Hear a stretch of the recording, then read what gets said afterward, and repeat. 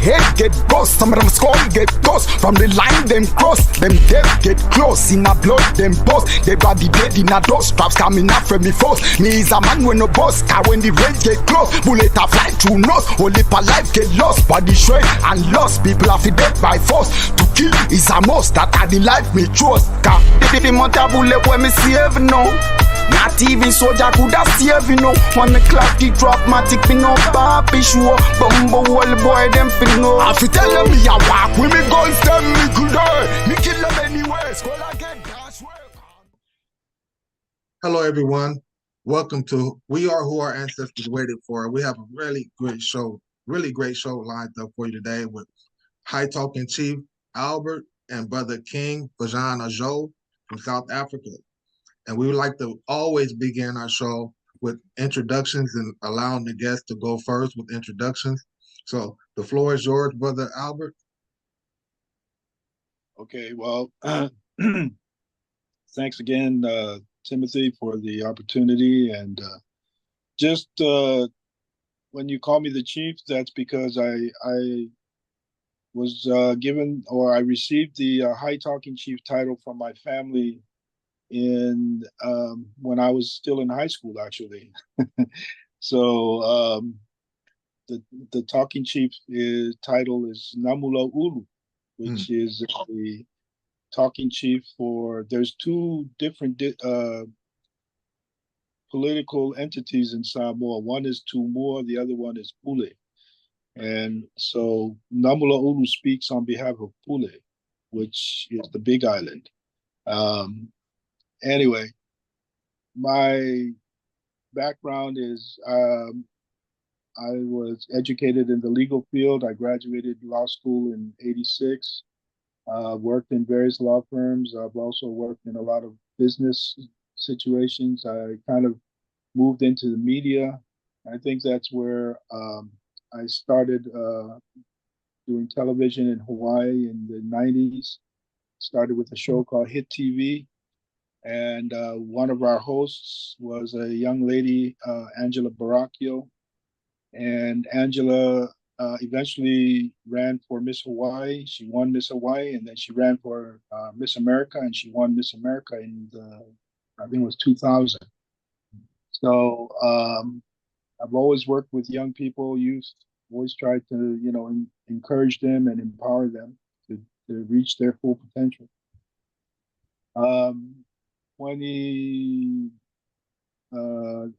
2004, I moved to San Diego, and I think you and I, Tim, hooked up in 2010, I think. Yeah. We started, we were doing the television show Blast TV, which was all about the local hip hop scene, music scene. And that was a lot of fun, met a lot of great talent here in San Diego. I think San Diego's, we're like the little brother to LA, and so we don't get a lot of attention, but there's a lot of talent here, and that was a good thing that we were able to give our local talent a platform to be able to be seen and recognized, and it was a lot of fun.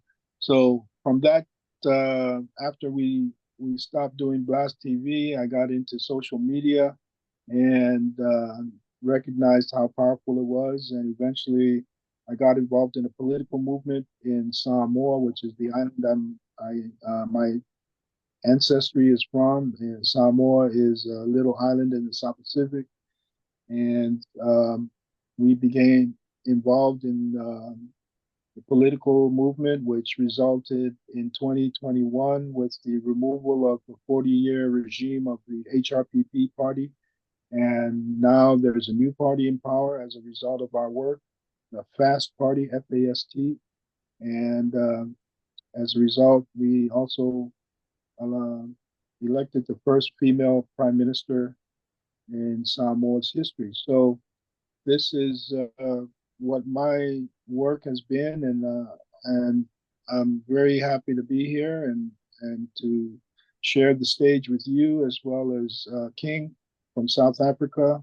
Appreciate this opportunity. Brother King, give a little background about where you're from and what you do in South Africa with the youth.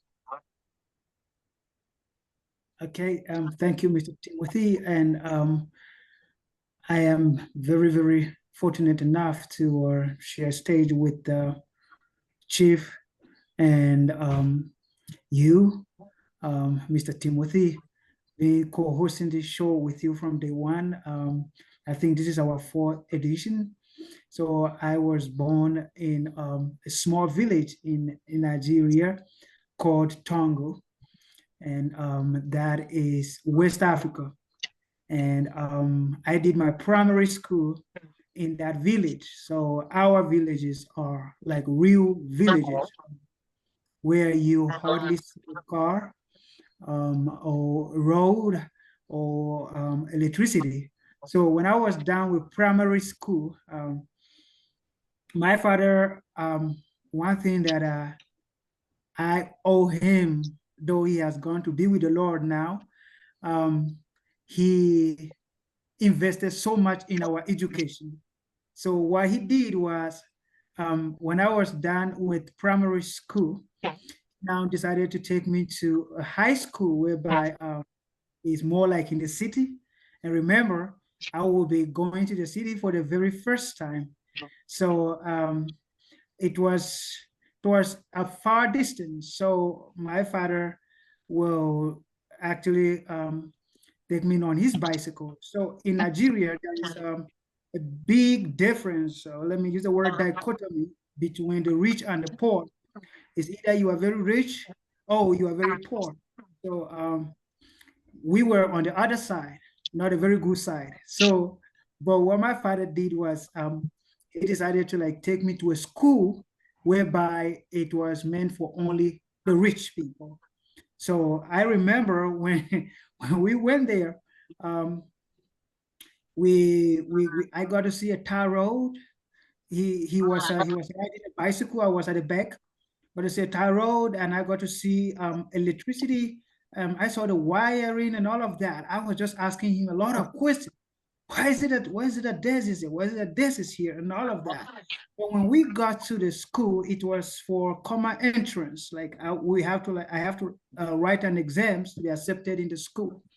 When we got to the school, I saw cars, like different shapes, different form. Like I was like, what is going on here? Like, and I was the only person that came on a bicycle with my father, and and I wrote the exams and I got accepted in that high school. It was called Federal Government College, Vandikia. It is a part of Nigeria.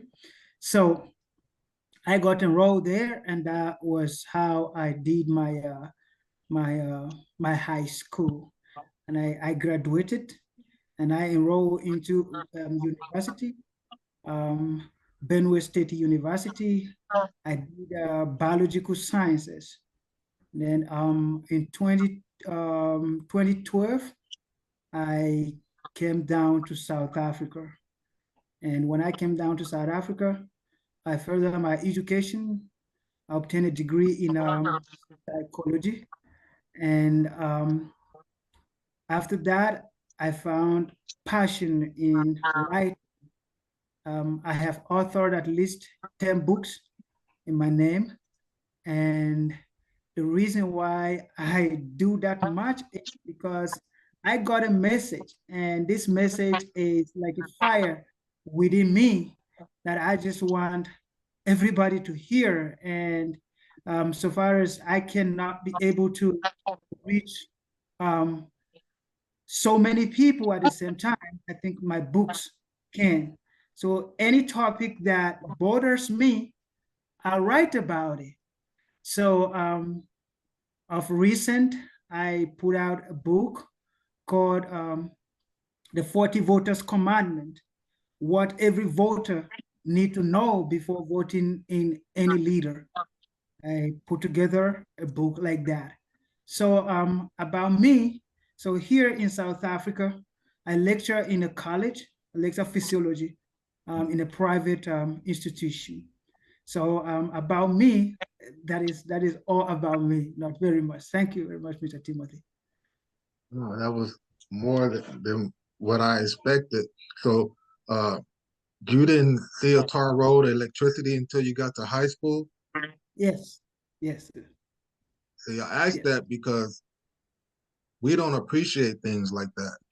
And that's why I asked you to come on and be a co-host on this show so that we could show Americans not just how powerful we are, but the things that they don't appreciate.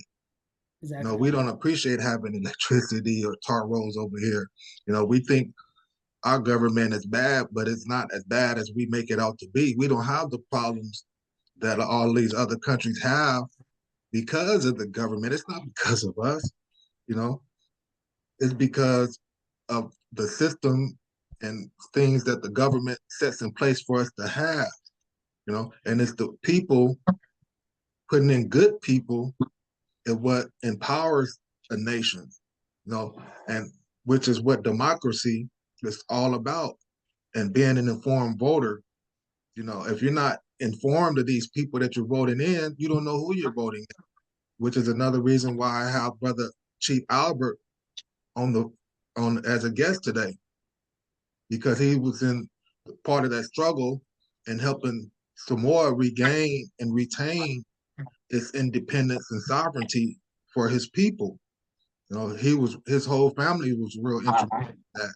So I want High Talking Chief Albert to speak more about how his people and ancestors were part of the struggle to regain, sustain Samoa's independence and sovereignty, and speak about how there's not just one Samoa, but there's actually two, and it's not a bad thing, like he was saying before. Well, yeah, thanks again for letting us go over these important, the history is I got my bachelor's in history, and I love history because if you don't learn from history, they say you're doomed to repeat, make the same mistakes. Mm-hmm. So what what I've noticed is that in the world there are a lot of different there's a lot of different cultures. There's a lot of different ways of doing things. We call the Samoan culture Pa Samoa, which is how this is how we handle um, things in our country or in our among our people, and we don't just leave the culture in Samoa. We bring it with us wherever we go. Anywhere you go throughout the world where there's a group of Samoans, they always practice their culture. It's a very important part of who we are. I just read something earlier this morning where somebody posted that um, speak your native language to your children, Mm. or it will disappear in 20 years. So we need to keep that because our language is how we visualize things. The language that we speak is it's a certain way of putting ideas and thoughts together that is unique to our people, to our communities. And we have to keep that. Otherwise, we're gonna be wearing like the comment or the statement said. It's like wearing borrowed clothes. Just because you know how to speak English well, that's not your language. You need to Mm. know your own language so that you can maintain who you are and not wear borrowed clothes. So, having said that, when we as Samoans, as you know, we're way in the middle of the South Pacific. And I think that's a blessing because we were pretty much left alone for a long time. And when colonialism became the in thing, the Europeans were able to establish their authority based on their superior weapons and their ability to, uh, go into different countries and be able to subdue the populations through superior firepower. And, you know, that's just how that's what they were doing. Now, in Samoa's situation, I think, like I said, we were out of the way, so nobody was really trying to come and take over Samoa. It finally happened in the 1800s, and our people, you know, just a little bit of history. Our Samoa is part of Polynesia, which is stretching from Hawaii down to New Zealand, to Australia, to South America, to Tahiti. And if you and the thing that like James Cook and all of the explorer, the Europeans found out when they were traveling through the South Pacific, that language was the same pretty much every island they went to throughout this whole 3,000-mile triangle. They were so consistent. The culture was the same. So they realized that these people, even though they were stuck in these little islands, they had communicated with each other. And what I wanted to explain is that we had the technology way before the white men did to sail to different places around the globe. I think we've also got connections all the way to Madagascar. You go to Madagascar, next to Africa. I'm pretty sure there was connections between us and Africa as well. But we're the ones that were sailing because we had that. The catamaran is our design. The double hull canoe, that comes from Polynesia. So that technology and our understanding of nature and the stars, the heavens, and just everything, we know how we count waves. We understand every single wave in the ocean has a name. And so this is this is what we've lost a lot of that because we no longer use it. And that's the sad part. But the part that I wanted to emphasize is that we as a people had all of this culture. We had a strong democratic style of culture. And when we decided that we did not want to be under anybody's control, we fought for our own independence. 1962, we were able to gain independence from New Zealand. Then in the 80s, a political party came into power, HRPP, and they pretty much took over the whole, it was like a one-party government for 40 years. They were so powerful, and they were smart because they went with China. And China, of course, was at the time trying to expand their influence. So they were pouring money into this government. And as a result, they started changing laws, including the changing of customary land ownership. And that's where we started getting involved. I got my team together, and we rallied everybody through Facebook and social media to join our movement to protect our customary lands. So once that happened, we realized we needed to change the government because nothing would change unless the government changed.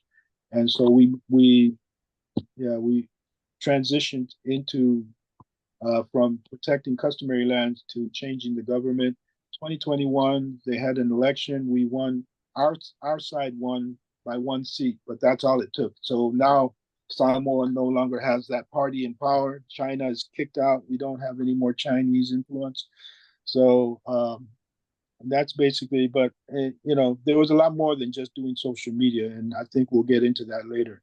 But that's basically my involvement with political changes in my island of Samoa. Well, it was more than just the political change. It was history in the making, because what he's speaking of is when he got the first ever female elected as prime minister.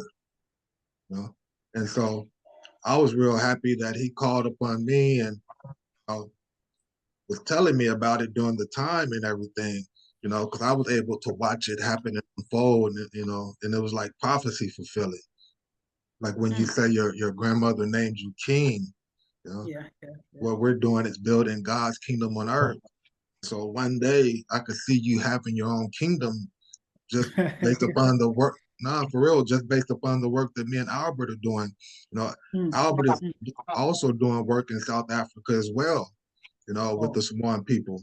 He reached out to me around the same time about doing trade with African farmers, because Samoa is a country that lives very close to the ground, and agriculture is real king, just like with the Native Americans, pretty much all of our people is almost the same, from Native America, Samoa, Hawaii, Jamaica, Africa.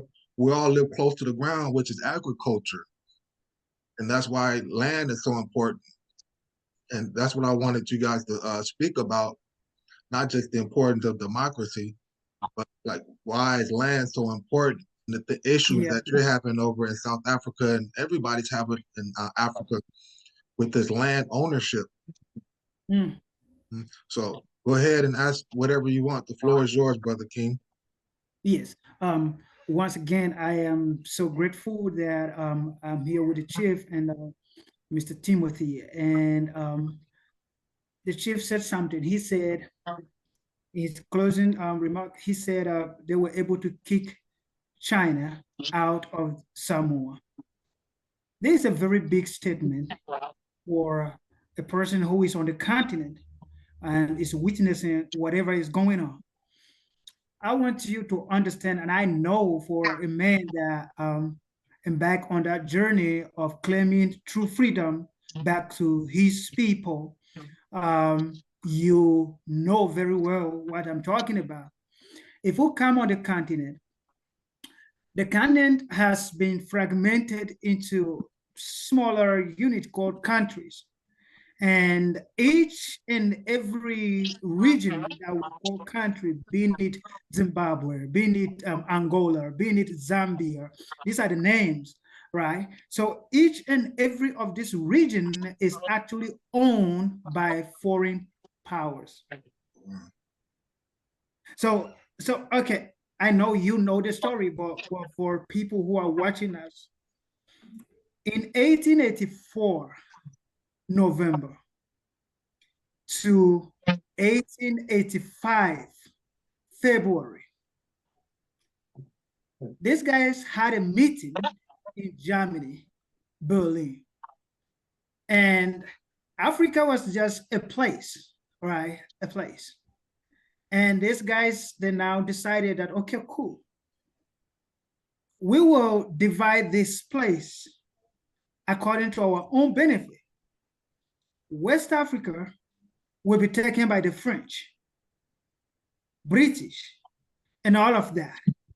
And that was how we came about with all of these names we call countries today. And each and every of these colonial masters, in fact, places like Congo was actually owned by one person, King Leopold II, if I'm not mistaken. Oh, you're right. He owned as his own company. And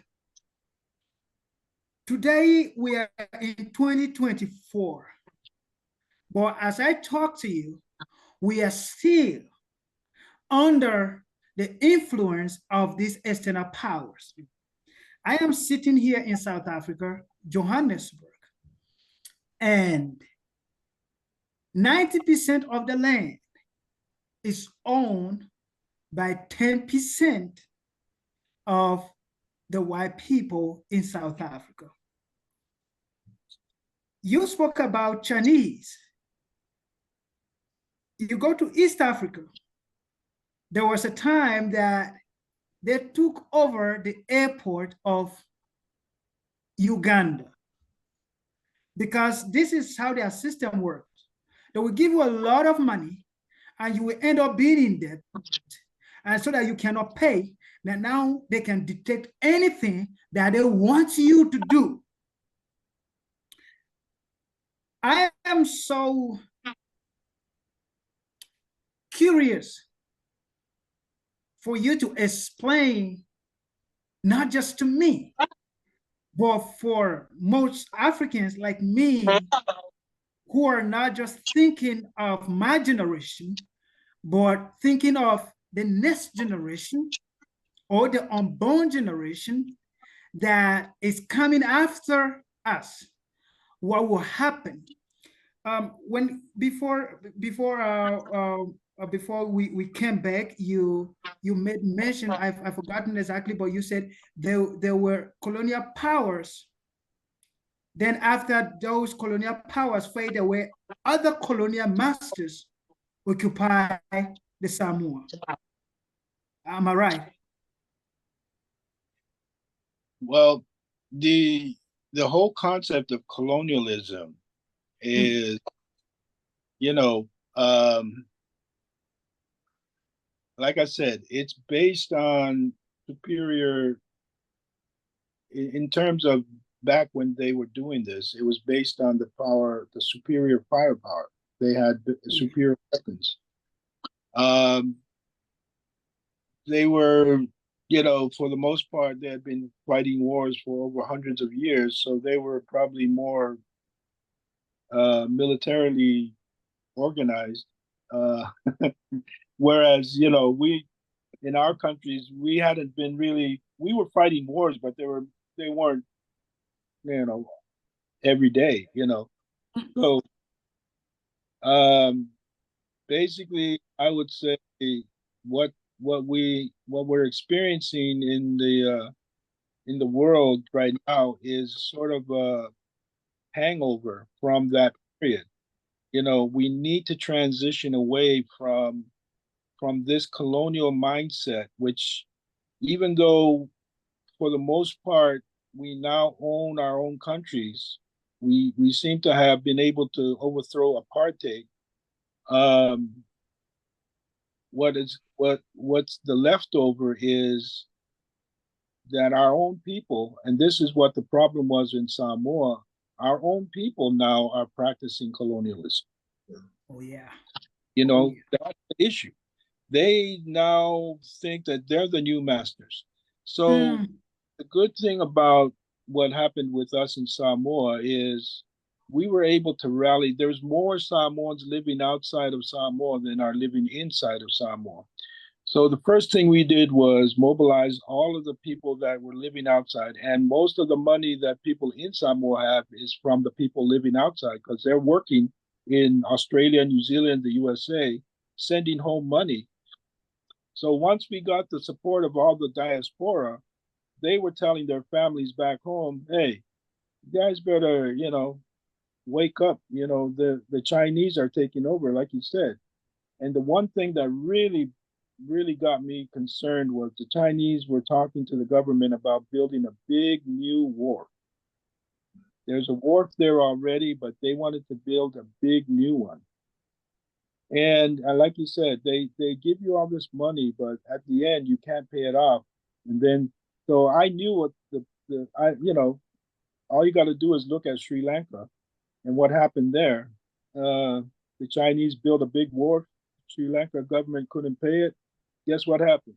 All these Chinese warships now parked at that at that wharf.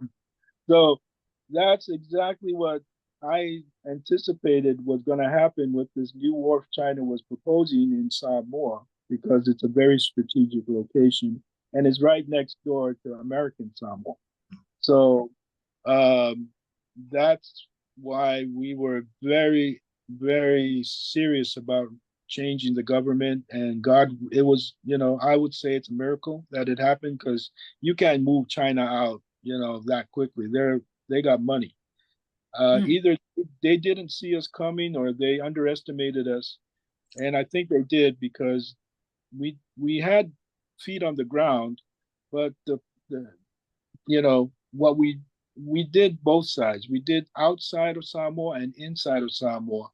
But I think we were just, I don't know, it was God's will. So things happened the right way, and we now have our own government back.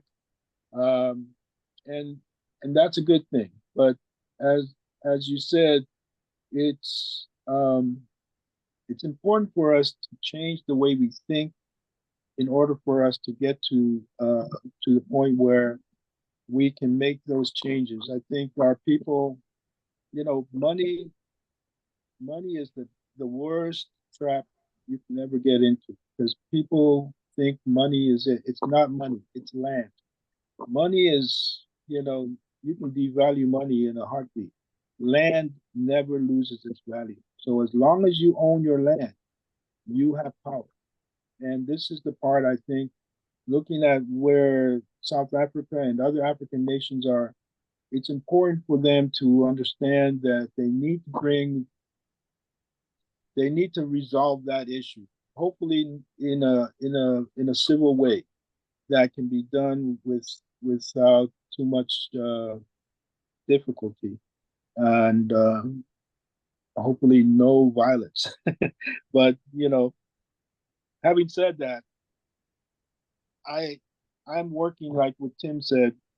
I have some individuals that I work with in South Africa, and we've been having these conversations. So maybe later on we can connect. You can be connected to our discussion groups there, because we're actually making some plans to start doing some things in South Africa. So I hope to meet you and work with you there when it should happen, hopefully in the next few months.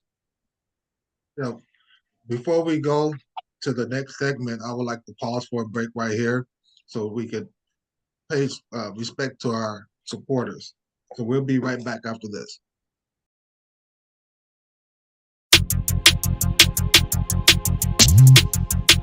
All right, don't be off for me, nah. Fama, don't be off for me. Man of the artist on the baddest, not dealing a mix up. Me never fall back a boy I made them can't set up. Originally no dilly-dally military shop cartoon. Militant up here fire burn up. Tell them a custom rifle when the long thing pop off. When the boy violate head bag a go cut and shell off. Me never lippy lubber when the war thing kick off. Boom. Boy my rub blast off. Them a chat about a thing. I know me that. Them a study Batman thing. I know me that. Say them a the baddest thing. I can't defend that. I know me that. Batman I know idiot. Them a big girl clown. I know me that. And a hype over girl. I know me that. Miss a watchy boom boom. I know me that.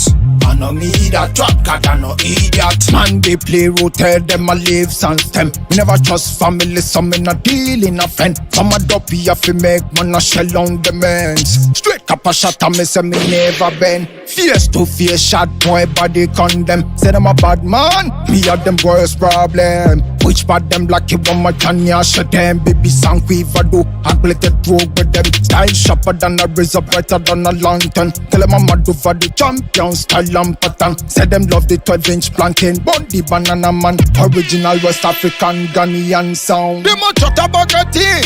I know me that. Them a study Batman thing. I know me that. Say them a the baddest thing. I can't defend that. I know me that. Batman I know idiot. Them a big girl clown. I know me that. And a hype over girl. I know me that. Miss a watchy boom boom. I know me that. I know me that. TRAPGAD I know idiot. Man of the artist on the baddest, not dealing a mix up. Me never fall back a boy I made them can't set up. Originally no dilly-dally military shop cartoon. Militant up here fire burn up. Tell them a custom rifle when the long thing pop off. When the boy violate head bag a go cut and shell off. Me never lippy lubber when the war thing kick off. Boom. Boy my rub blast off. Them a chat about a thing. I know me that. Them a study Batman thing. I know me that. Say them a the baddest thing. I can't defend that. I know me that. Batman I know idiot. Them a big girl clown. I know me that. And a hype over girl. I know me that. Miss a watchy boom boom. I know me that. I know me that. TRAPGAD I know idiot.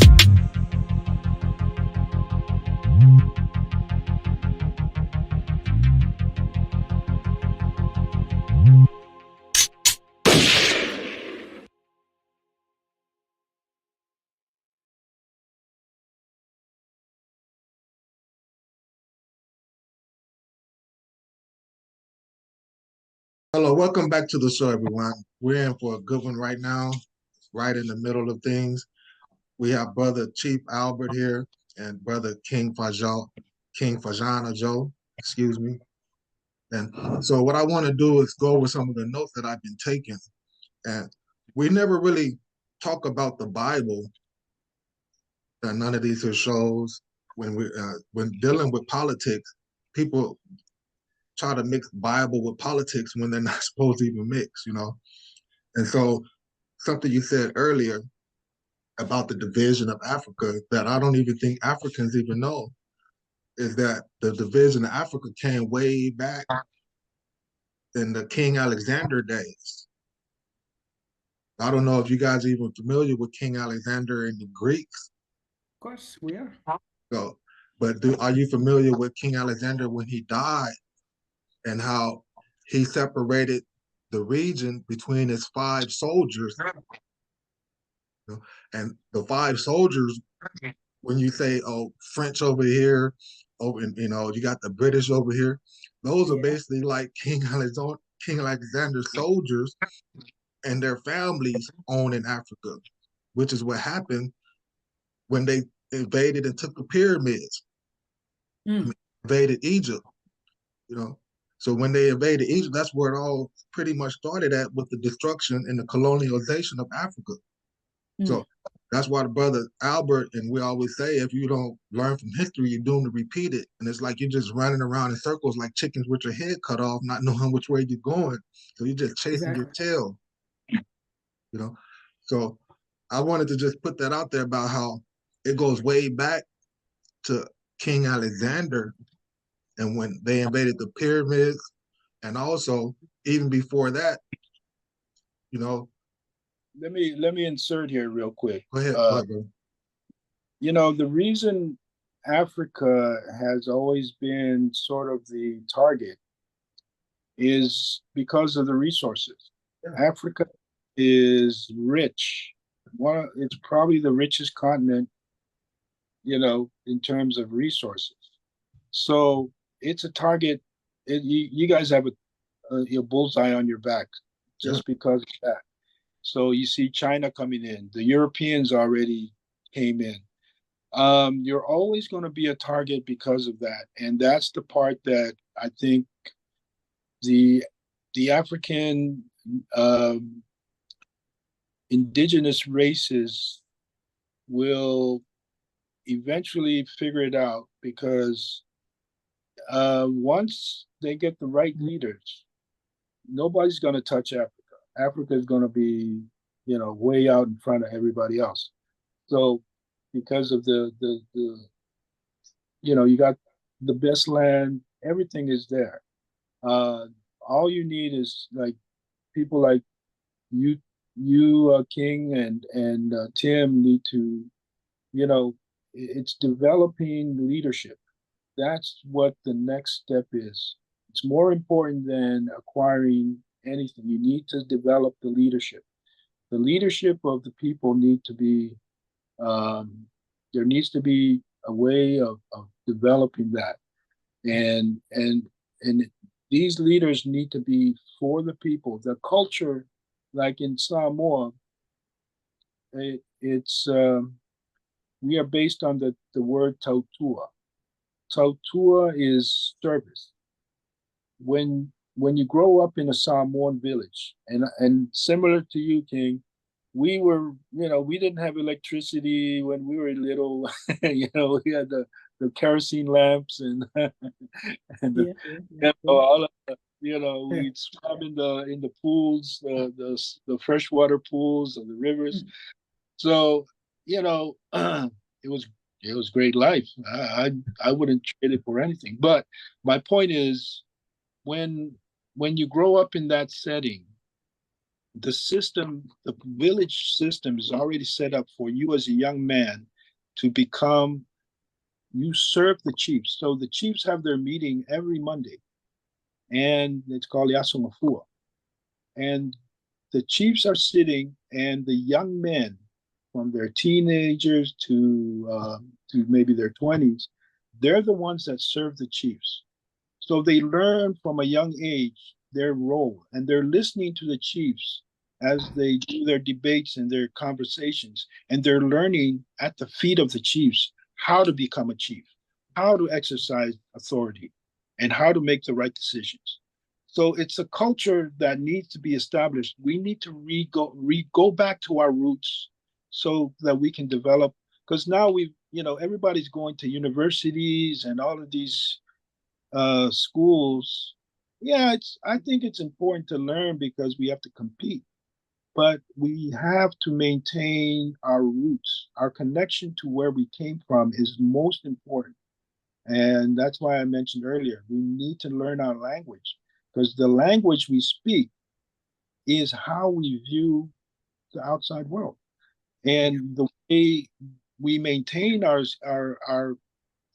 control over our own destiny is to develop leaders the way we develop them in the villages. Like you said, we need to go back to a system where we incorporate both. We take the best of both worlds. There's a lot of bad things in the Samoan culture that we don't need, and the same with any other traditional cultures. There's certain things we like, hey, yeah, get rid of that.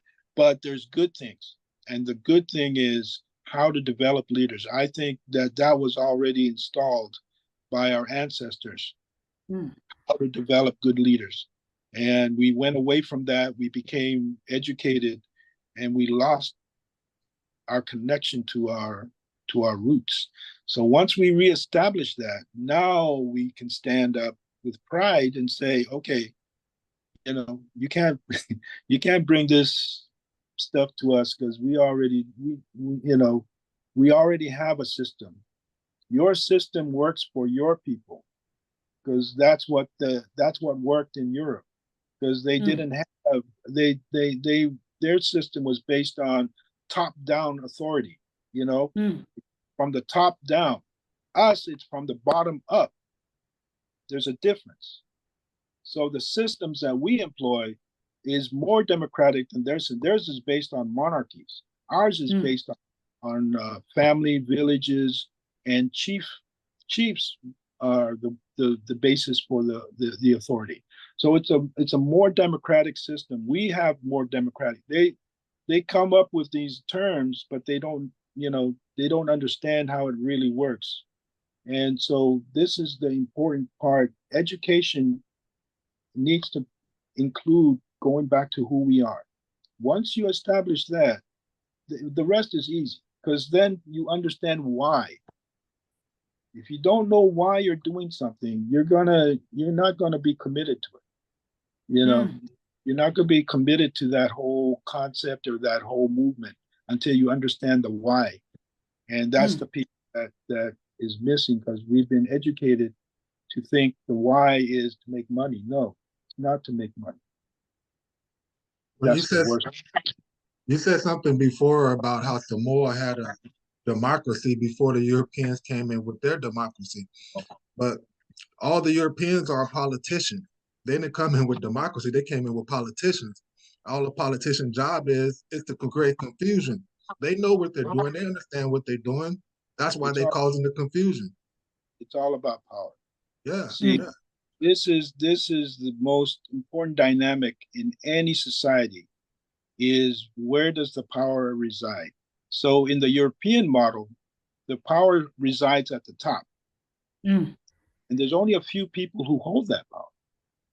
So that's the difference. In our societies, where we come from on the traditional side, the power resides in the people. We're the ones who decide if the majority of the village doesn't support what the chiefs are saying, they don't do it. But in the European model, it's different. They can, a small group of guys can run the whole show because they got the guns and they got the money. So they either buy you, or they intimidate you, or they kill you. So that's how that system works. Brother King Fajo, you got some questions you want to ask? Yes, I have pressing questions, man. Like I just enjoy listening to the chief. The question I have is the power of, should I use the word the power, or the confusion of a colonized mind, on how difficult it is to make a colonized mind to unlearn the things that they have learned from the colonizers.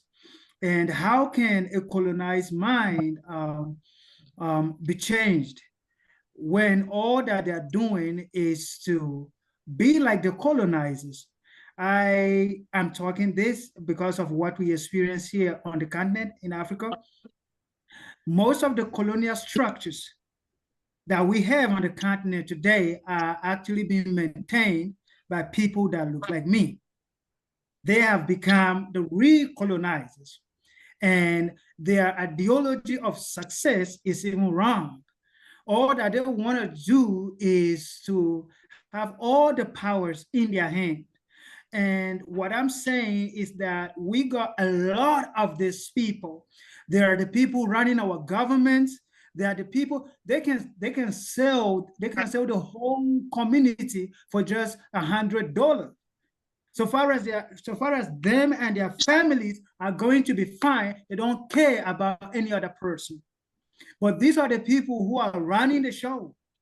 You talk about education, and there was a time I was on the tour, going from one high school to another. I toured like 211 high schools.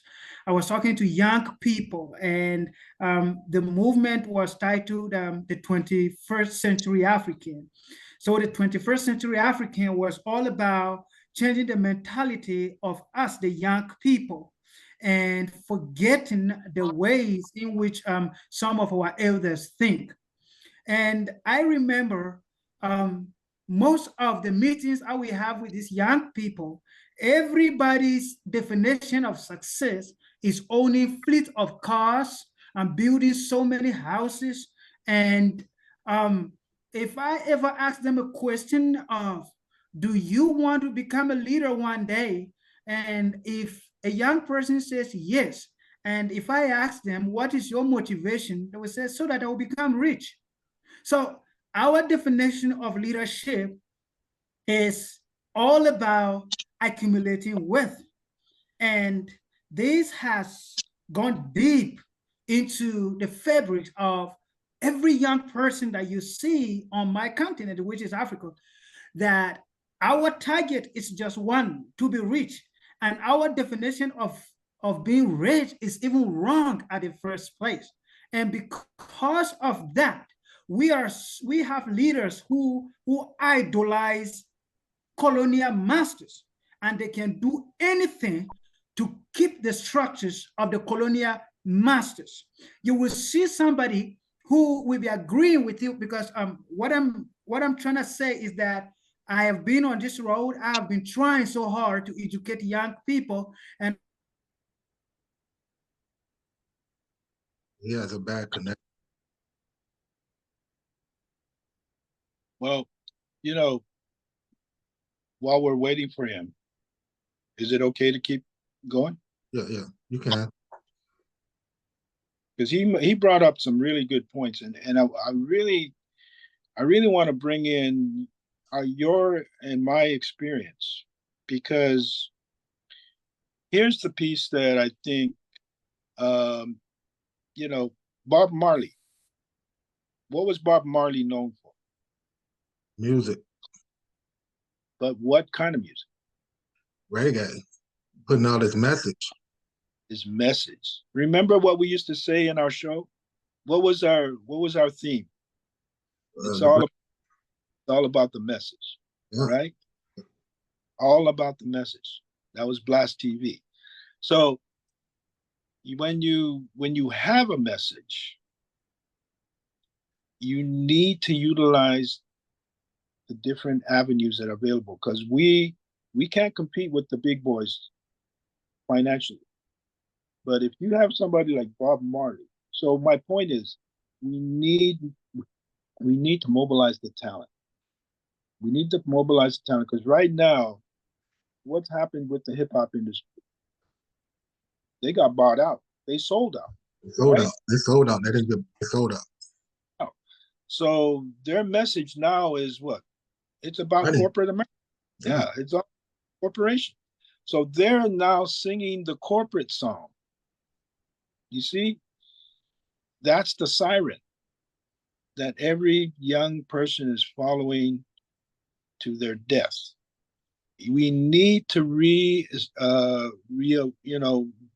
We need to revisit Bob Marley or get artists who speak our language. We need to promote those artists because those guys can influence with their message the kind of changes that we're trying to achieve.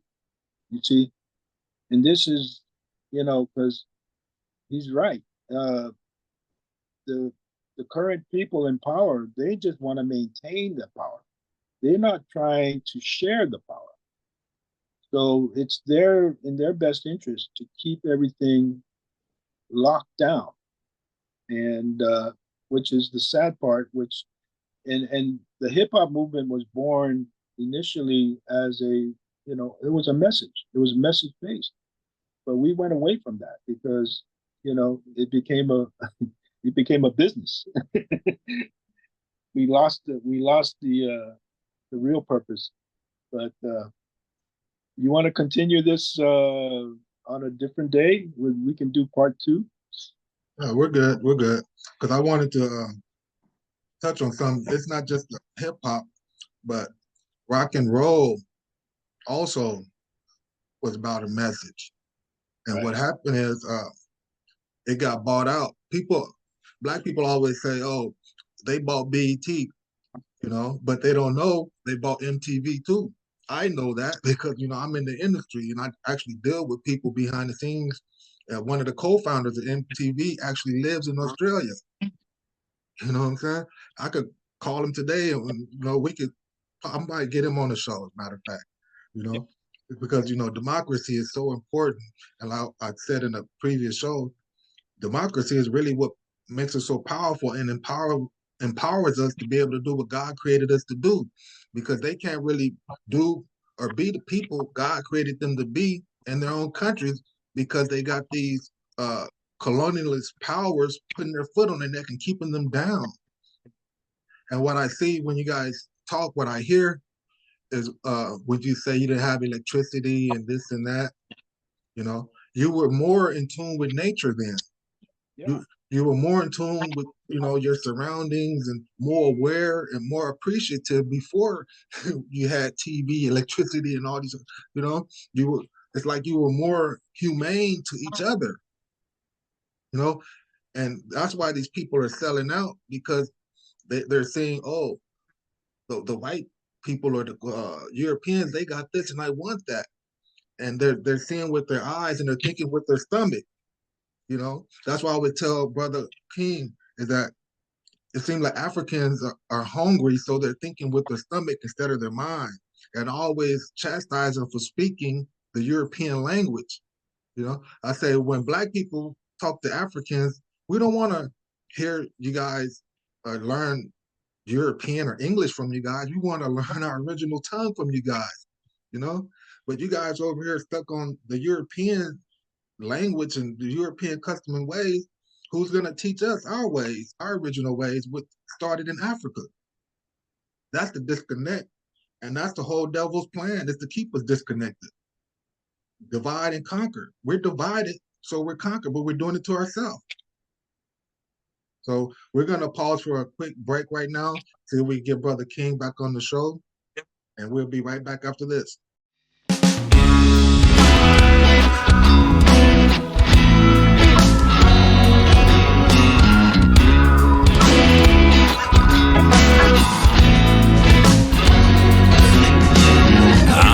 You gonna be paying for your sins. No point in looking back now. This is where it begins. Go right on to that place where it all unfolds. It doesn't matter where you've been now or how your story started. It's that time.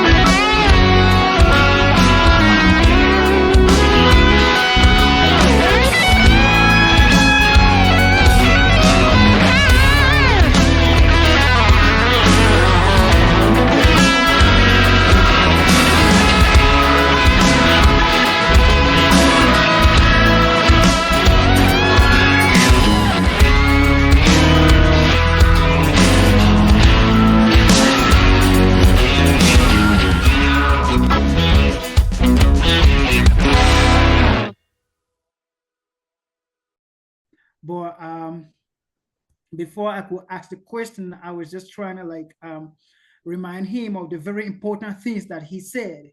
One, he said that without land, you do not have true freedom. And I am trying to relate what happens here on the continent with what happened in his country. Here on the continent, I am sitting in South Africa, and in South Africa, the people fought for freedom, but the negotiation was that they were given political freedom in which they were able to contest and rule. They can become presidents, they can become prime ministers and all of that. But the land still remains in the hands of the white minority till today, as I talk to you. So the small percent of the white people still own the largest percent of the land in the country. So I wanted to ask the chief, because here in South Africa, there is a movement called the Economic Freedom Fighters. It's a political party. So their ideology is the same thing that chief is talking about. They want to get the land, but the ruling party, which is the one that claimed the political power, is not in support of that. So my question to the chief is that he spoke about mobilization. He spoke about being that organized.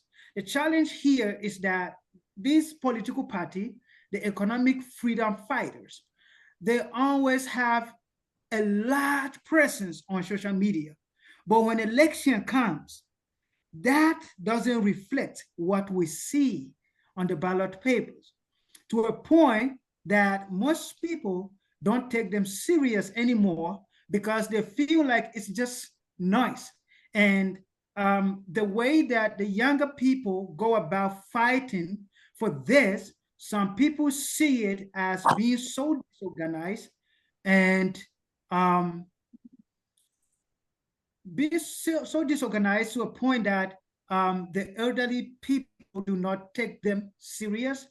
And because of that, they consider them just to be bitter youth who are just seeking for revenge and are obsessed with the idea of trying to be like the white people. So, Chief, according to you, if you were to advise the leader of the economic freedom fighter, what will you tell him exactly that will actually see this movement, not just a movement that people consider to be a young people thing? Okay, well, thank you for the question. The one thing we learned when we started this social media movement, like you said, it's good to have a big presence on social media, but you have to convert that into feet on the ground. Now, there's two audiences that you're trying to appeal to. When you start a movement, there's always two audiences that you're targeting. The first audience is the people in general. That's the easy one. You can get the people to listen if you bring up issues that affect them personally, like in our case, customary land, everybody tuned in. Okay, so you got that audience. That's a very important audience. But the second audience, especially in terms of making things happen, is even more important. And these are the powerful people. So the powerful people, for example, in our situation, there are members of parliament who were speaking out or were sort of quasi of opposition. They weren't organized, but we knew these guys were in compliance with what we wanted to do. And there are other people in the community, big name business people bankers. If you can get bankers on your side, you're going to win. That's just the nature of the game. So once you attract that audience, the powerful people, the ones that are good, not see the one problem that I see in South Africa. Yes, it started with Mandela, and the ANC became the party, but it became infiltrated. It became infiltrated by the ones who were easy to manipulate by the minority. So that's where you guys are at. And that's the issue that I have with political parties. Political parties they're so easy to manipulate because money pretty much runs how strong it is. Yeah. So, but if you have a good message, a message that, because there's a lot of good people who are powerful, who are rich, they just haven't found the right team to support yet. Okay. Once they see the right team, and here's how they know you're the right team. You have to have feet on the ground. You have to have boots on the ground. You have to have teams that go out into the community. And what we had in Samoa was the VE.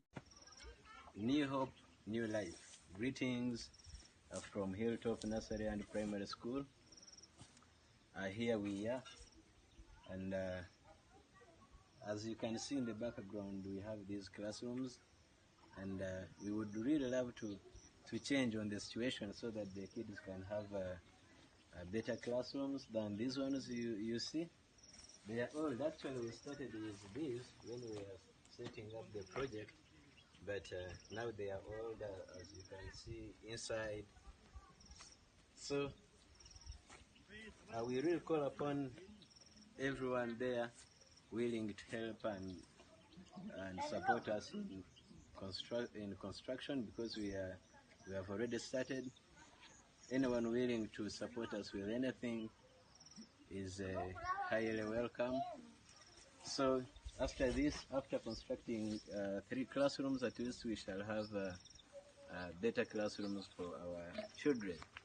So we would love, to give them hope and a new life if all we want to do is done, perfectly the way we want it to be done. So we hope that after construction of classrooms and making the finishing, then the standards of the school will raise and the kids will live in a new life and they will have a new hope for the future generation. Thank you very much. One love.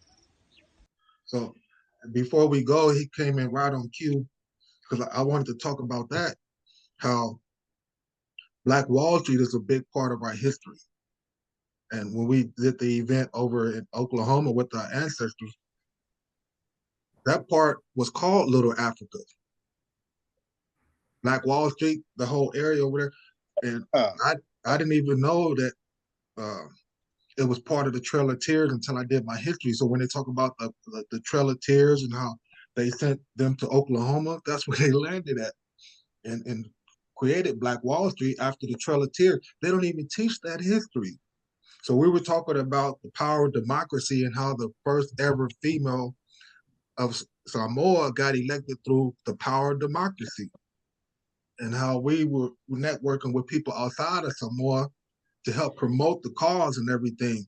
And I don't know if you're aware of Black Wall Street, Brother King, but Black Wall Street was actually called Little Africa. And they were called Africans back then. We weren't called Black people back then.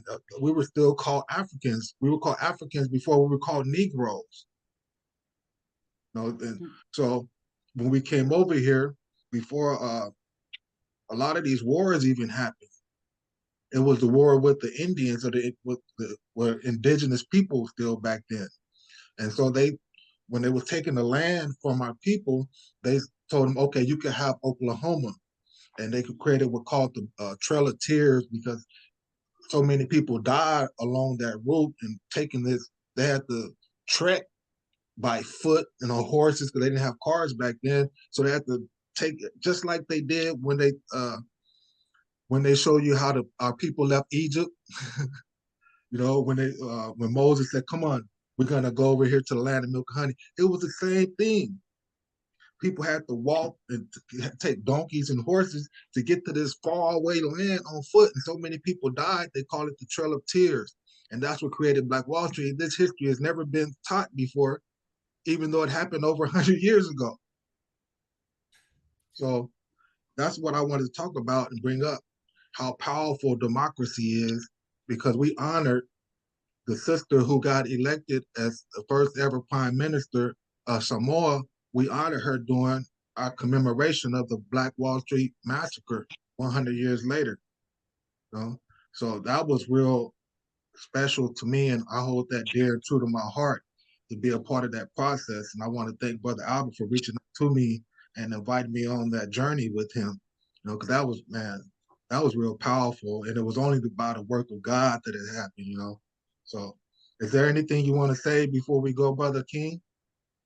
I'm having so much challenge with my network. I'm so sorry. No, you're all right. I'm just. Well, we were gonna do a part 2 to this show anyway, because there was so much for us to talk about that, you know, we can't even cover everything in one episode. So we're probably gonna invite Brother Albert on, if not next week, the week after. We have so many shows lined up. It's a blessing. So I look forward having a conversation with the chief. This network just, it's not just okay, but then I will be grateful if we have part 2 with him. Of course, yeah, because I took a lot of notes during this show. I still want to go over it, and okay. So we'll just wrap it up right here. Thank everybody for tuning in. We hope they tune in for part 2. We're sorry about the technical difficulties, but we promise to make every show better and better. And that's what's leading us to a part 2, because this show was so impactful and so valuable that we're going to have a part 2. So thanks everybody for tuning in, and see you guys next time. God bless. Thank you. Thanks. I love it. Thank you, Chief. Have a nice one. You too. Have a good one. Thank you.